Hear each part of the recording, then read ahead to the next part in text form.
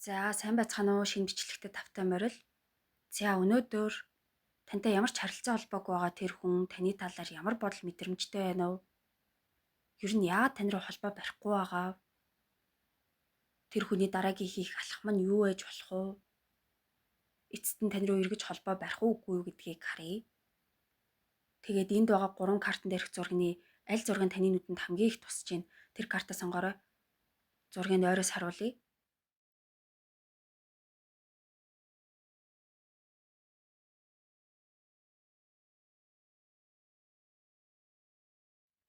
Нэг дэх картыг сонгосон хүмүүсийн хувьд тэр хүн таны талаар ямар бодол мэдрэмжтэй байна вэ гэдгийг харъя.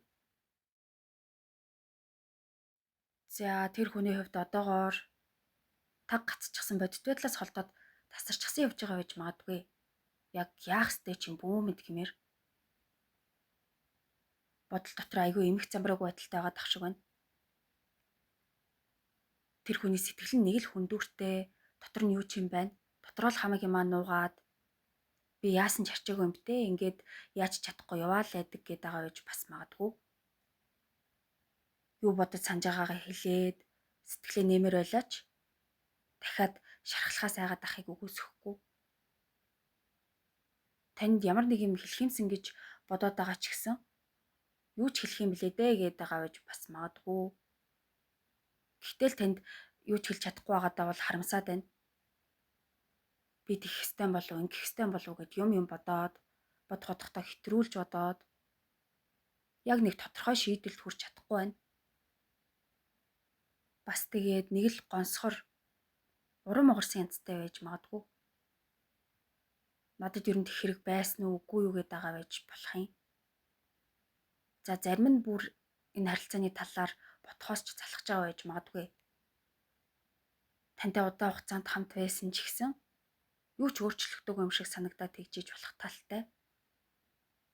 Бас тэр хүний хувьд таныг буугаад өгчихсөн гэж бодож байгаа. Аль эсвэл тэр хүн өөрөө бууж өгсөн. Хэрвээ тэр хүн өөрөө буугаад өгчихсөн бол за юу ч хийгээд хичнээн ч нэмэргүй юу л дээрдэг гэж дээ гэж бодоод байж магадгүй. Тийм байж тэгж болох л байсан. Ингээл бүгд дуусаа гэж бодоод байдаг. Гэхдээ тэгсэн ч гэсэн тэр хүн цаана нэг гордлого тээж иж магадгүй байна. Цаашдаа ирээдүйд тантай хамт байж болох ч юм бэлүү гэд. Ер нь хүчтэй биш ч гэсэн одоо болтол таныг гэдэг байж магадгүй. Тэр ч ихтэй таныг мартаагүй л бах л та. Гэхдээ сэтгэлийн дүүргэж байгаа юм бол алга. Хуучных шиг байхаа болсон байх. Одоо ингээд мартахыг мартаад урагшлах хэрэгтэй гэж бодож байгаа ч гэсэн өнгөрснөөс уяатай л байгаад байна. Өнгөрсөн тас үйл явдлаас өөрийгөө холдуулж чадахгүй хэрвээ тэгсэн бол тэхгүй ч байсан юм билүү гээл явах үлдэх хоёрын голд гацсан байдалтай нэг тиймэрхүү хүн байх шиг байна. За тэгээд цааш нь тэр хүн ер нь яагаад тань руу холбоо барихгүй байгаа? Тэр хүний дараагийн хийх алхам нь юу байж болох вэ? Тантай эргэж холбоо барих уугүй юу гэдгийг харъя. За тэр хүн яагаад тантай холбоогүй байгаа юм гэхээр нэг л 50 биш төгшөрт байна. Тантай нүүрлдэхээс үнэндээ айгаад байгаа ч гэж бас магадгүй. Таны өмнө гимшээд тэгж хэлэх хэрэгтэй байсан үгүй байсан гэд харамсаад байгаа байж бас магадгүй. Ямар ч юм ихтрүүлж одоод тэрнээс болоод их асуудалтай байгаа юм шиг байна. Тэр хүний хувьд сэтгэлээ уудлах аль эсвэл хэцүү байсан ч хамаагүй. Намдарч хадгалаад дуугах гэсэн хоёр сонголт л байгаах. Одоогоор бол дуугүй байсны дээр гэж бодож байгаа байж магадгүй. Тэгээд ер нь тагчиг байгаах. Тантай холбоо урмаар байгаа ч гэсэн өөрийгөө буруутгаад таныг надад уурлах вэ? Намайг үл тоох вэ? Намайг үзэхгүй бол яах вэ? Би байдлыг бүр уламд ортуулчвал яах вэ гэж айгаад байж болох юм. Ирээдүйд яг юу болох нь тодорхойгүй байгаа болохоор айгаад яхаа мэдэхгүй ямар ч холбоогүй байгаа байж магадгүй юм байна. За тэгээд тэр хүний дараагийн хийх алхам нь юу гэж болох вэ гэхээр уг нь тань руу холбогдмоор байгаа ч гэсэндээ ямар ч үйлдэл хийх зориг алга. Яг яаж гэдгээ мэдэхгүй ч гэсэн тантай эргэж холбоо барих, буцаж очих гээд байж магадгүй. удаан ч өөртөө итгэлгүй зориггүй хэвээрээ л байна. Инээс болоод тантай холбоо барих гэж удаж магадгүй. Гэхдээ гів гинтэл таг гацаж айж суугаад яадгийн бэстэ ингэж байж чадахгүй гэснээ огцомхоо үйлдэл гаргаж бас магадгүй. Тэгээд тань руу холбогдсон ч гэсэн цаашдаа яах вүлээ? Энэ харилцааг яаж үргэлжлүүлэх вүлээ гэдгээ мэдэхгүй байна. Тэгж жагаад буцаал энэ байдалтай очих бах гэхээс айгаад унах бах. Та бас тэр хүнийг буцааж хүлээж авах уу эсвэл явуулах хэрэгтэй гэдгийг сайн бодож үзэх хэрэгтэй байж магадгүй байна. Тэгээд сүүлд нь тэр хүн тань руу эргэж холбоо барих уу үгүй юу гэвэл яг тийм гэж хэлэхэд хэцүү, бас үгүй гэж хэлэхэд ч хэцүү. Магадгүй гэж хариулахаар юм байна. Ер нь тэр хүнээс л шалтгааллах бах. За ингээд дараагийн бичлэгээр уулзлаа. Түр баяртай. Баярлалаа. 2 дахь картыг сонгосон хүмүүсийн хувьд тэр хүн таны талаар ямар бодол мэдрэмжтэй байна вэ гэдгийг харъя. За магадгүй таны талаар баахан юм бодож иж болох юм. Тэгэхэд тэгж иж үлээ. Хэрвээ тэгээгүй бол яах гэж тэгж хэлвэ гэдэг ч юм уу. Иймэрхүү зүйлс бодож иж магадгүй. Хэлмээр байгаа юм байгаа ч гэсэн тантай ам мөрөөчүүл яах вэ? Дахиад сэтгэлийн шархаа хөндчүүл яах вэ?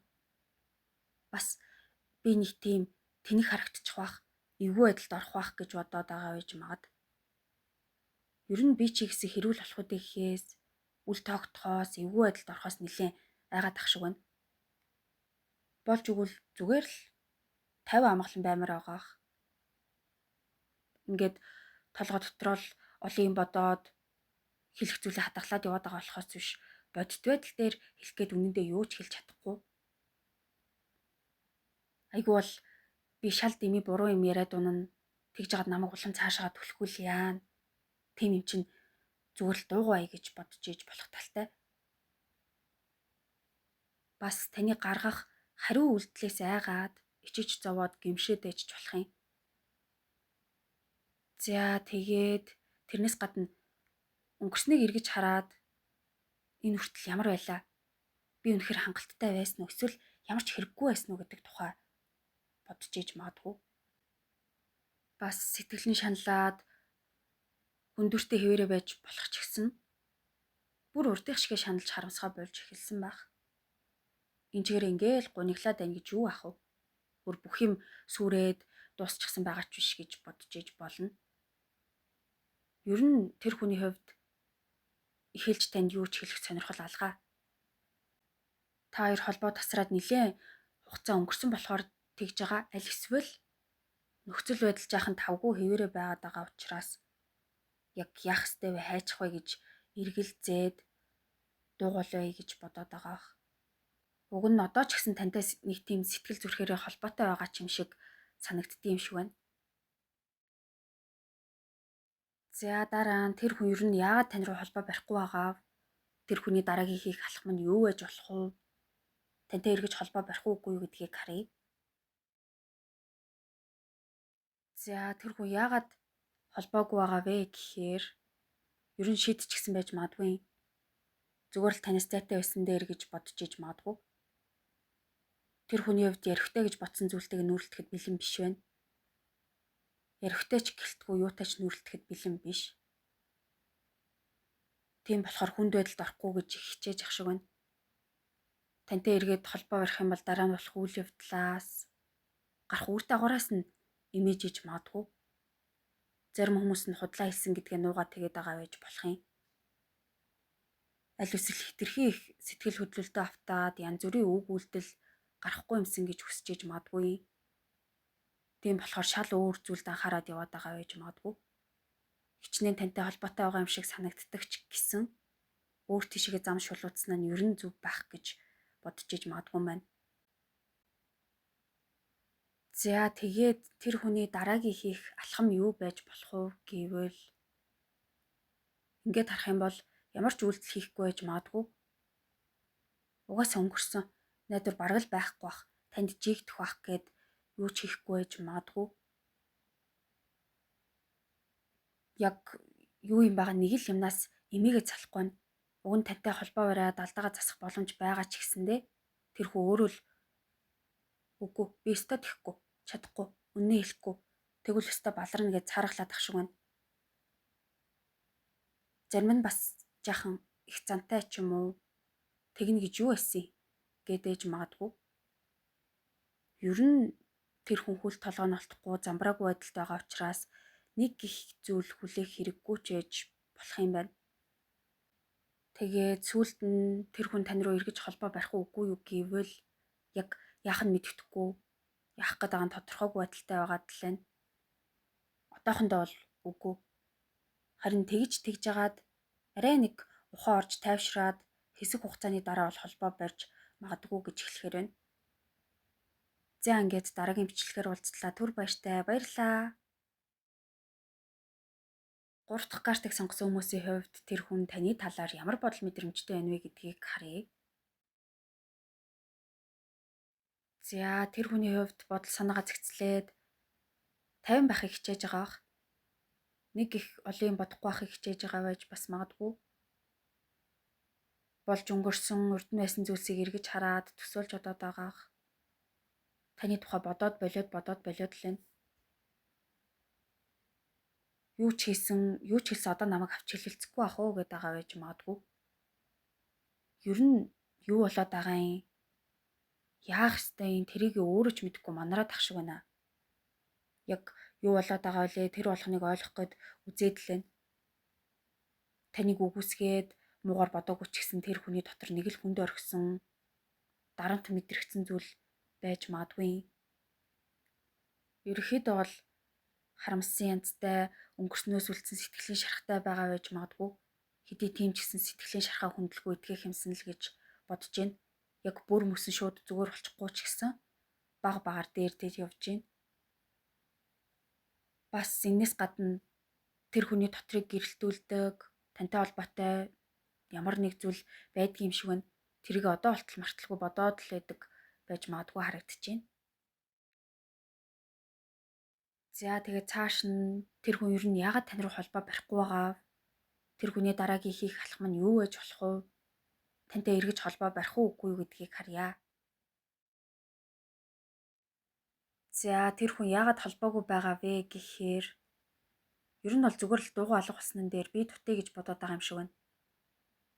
Төс тас шулуухан хэлмээр байгаа юмаа хэлээд бүх юмыг тодорхой ойлгомжтой ойлгомоор байгаа ч гэсэн юунд ч бэлтгэлгүй байна.